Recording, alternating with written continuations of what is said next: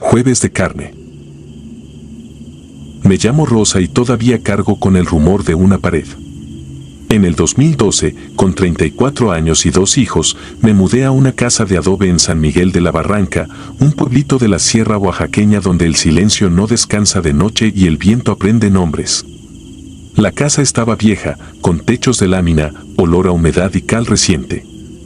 Ahí todo sonaba más fuerte, el chorrito del lavabo, los pasos de los vecinos, el ladrido que se alargaba como un hilo sobre los cerros.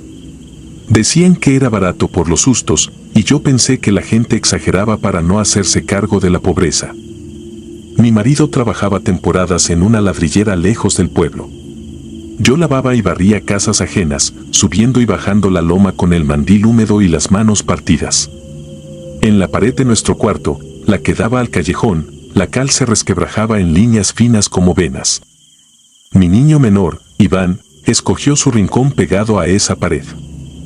Ahí acomodó sus carritos, sus lápices y un dibujo que me inquietó desde la primera noche, un puente sobre el arroyo y, debajo, unas sombras con dientes. Dijo que eran peces. Parecían bocas. La primera semana, al apagar la vela, escuché un murmullo hundido, un roce como de uñas blandas detrás del adobe. Pensé en ratones. Iván dejó de jugar en el patio y se quedaba pegado a la pared, como si escuchara una historia que solo a él le correspondía. No quise llenar la casa de susto. Somos gente sin tiempo para asustarse. Pero una tarde lo vi mover los labios sin voz, la respiración cortita y los dedos helados.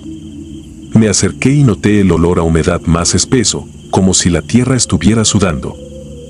Esa noche no dormí. Iván extendió el brazo dormido hacia el muro, tanteando algo invisible.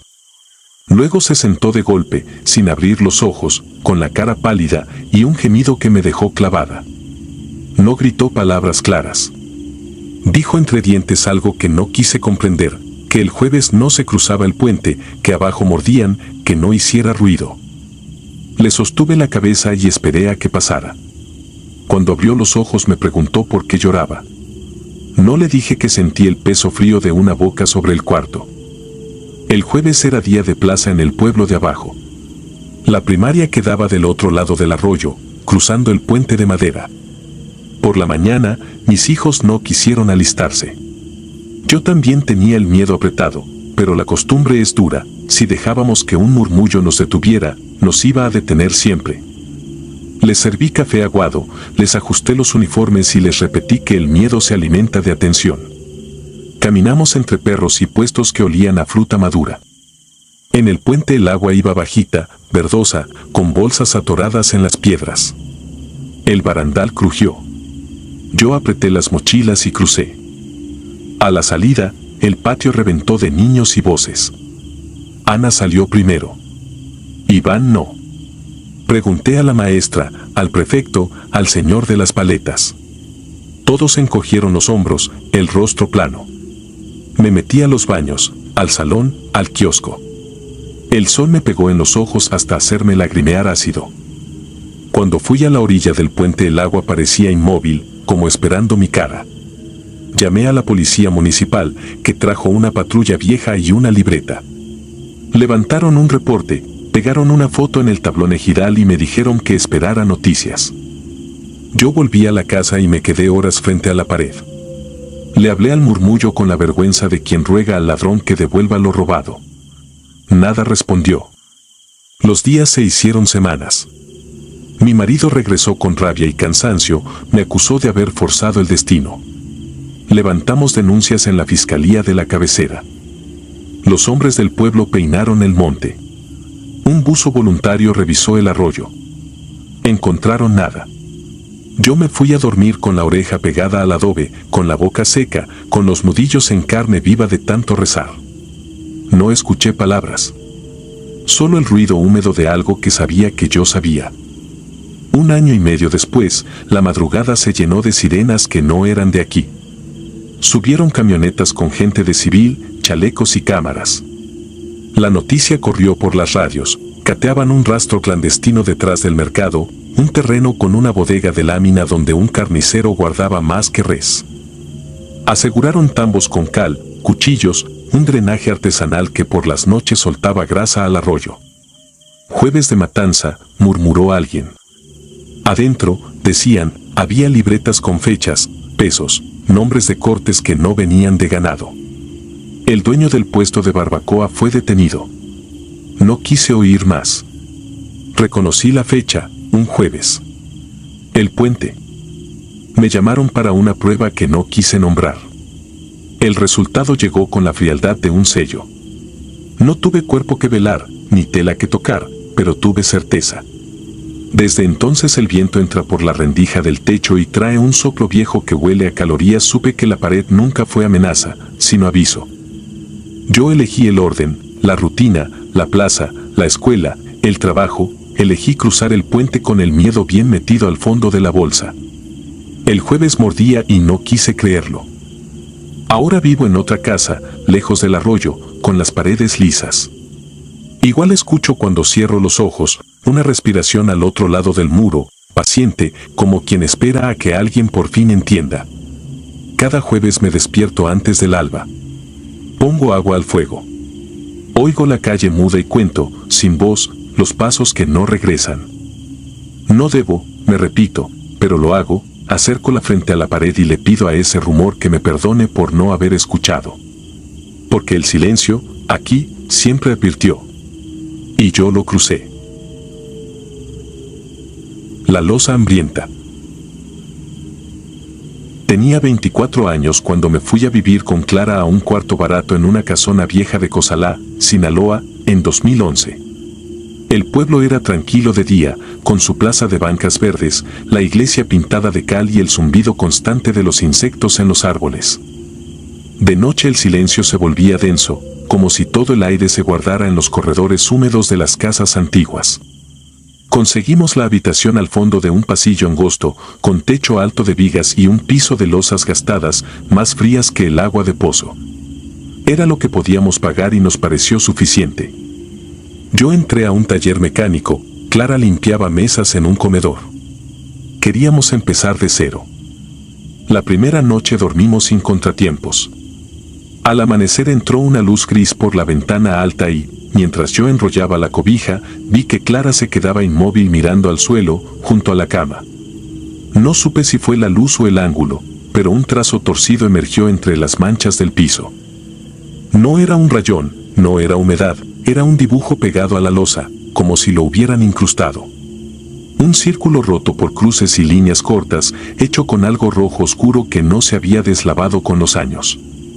Sentí un vacío en el estómago. Clara dijo que alguna vez allí hicieron cosas y que mejor lo dejáramos así. Yo dije que era suciedad vieja.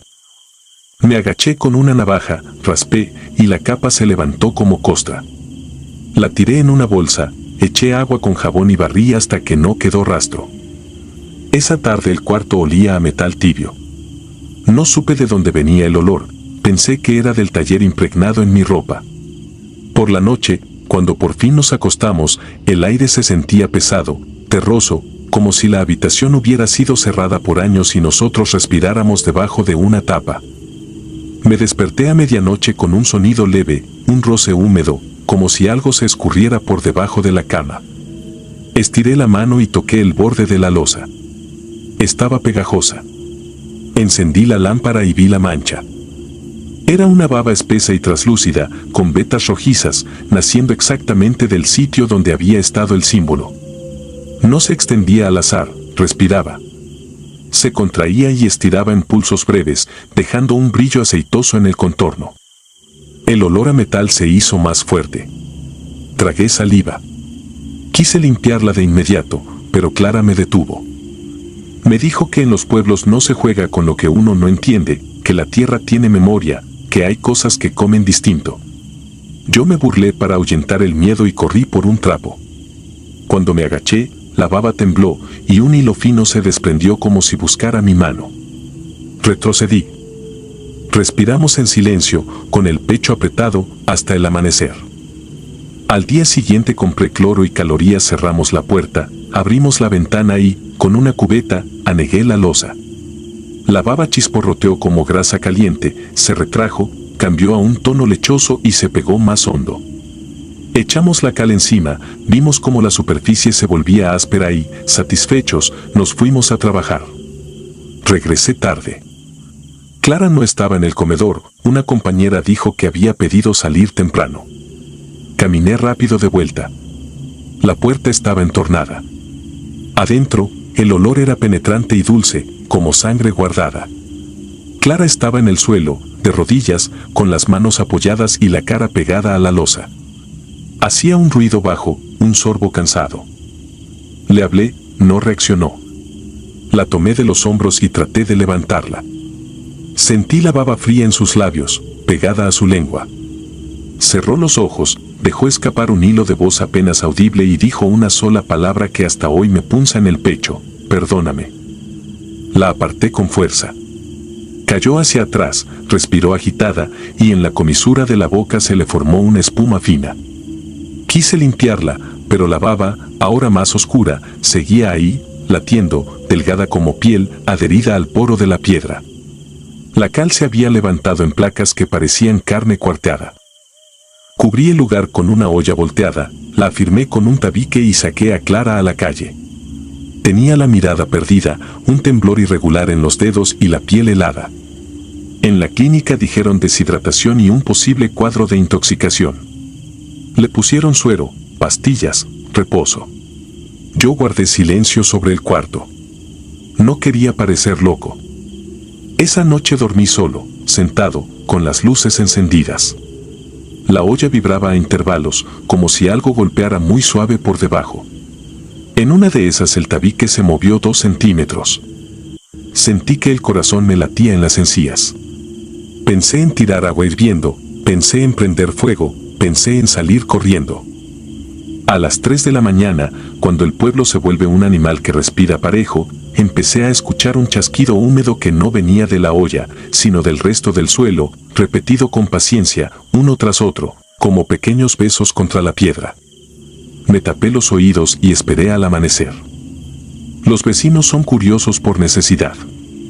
A la mañana siguiente, mientras cargaba mis cosas al pasillo, una señora mayor me dijo que ese cuarto estuvo años cerrado. No porque no se rentara, sino porque la dueña prefería perder dinero a tener problemas. Mencionó a una mujer que curaba males y levantaba trabajos, doña Aurelia, que vivió allí y enfermó a medio pasillo con olores y humaredas. Decían que enterraba frascos en el patio y que, al llover, la tierra sudaba rojo. Un día los municipales la sacaron por una denuncia de maltrato a animales. La casona quedó en silencio y nadie preguntó más. Las historias se fueron apagando hasta que yo raspé la loza.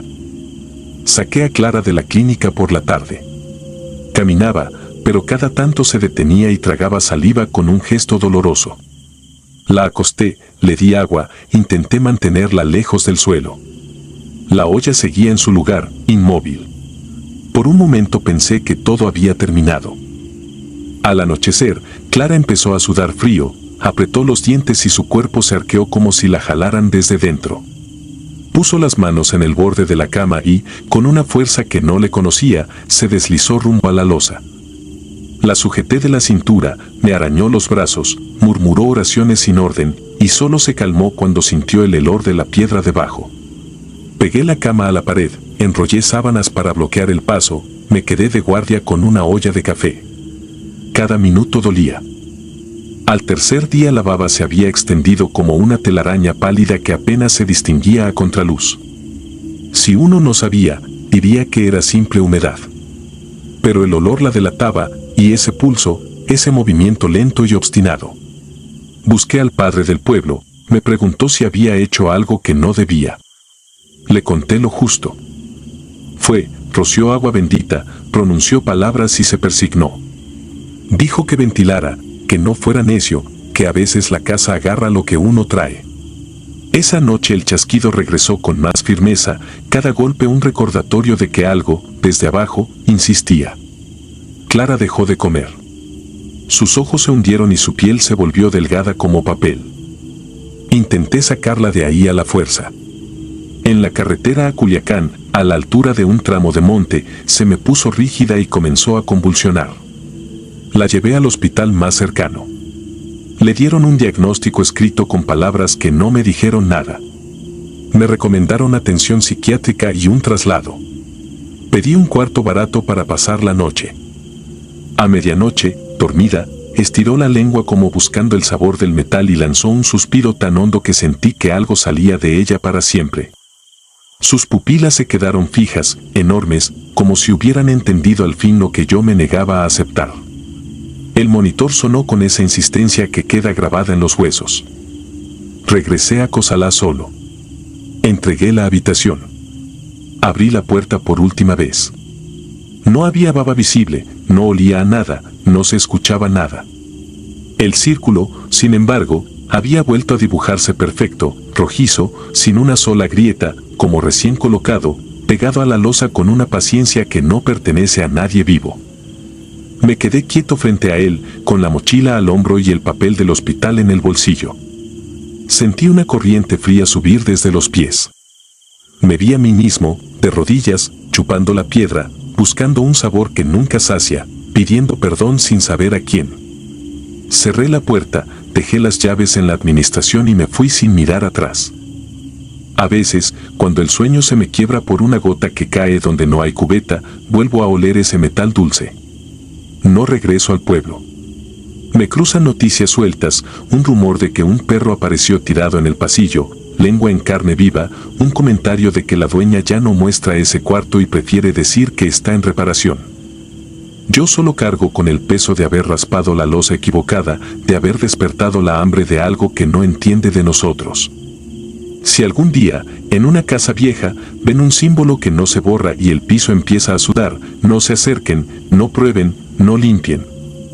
Hay cosas que comen por la boca de quienes amamos, y uno no se da cuenta hasta que ya entregó lo único que tenía para salvar. Si te gustaron las historias de terror, regálanos tu like y coméntanos qué te gustaría escuchar en el próximo capítulo. Y si no estás suscrito o suscrita, te invito a que lo hagas para que no te pierdas lo mejor del archivo del terror. Sin más, gracias por escucharnos, hasta la próxima.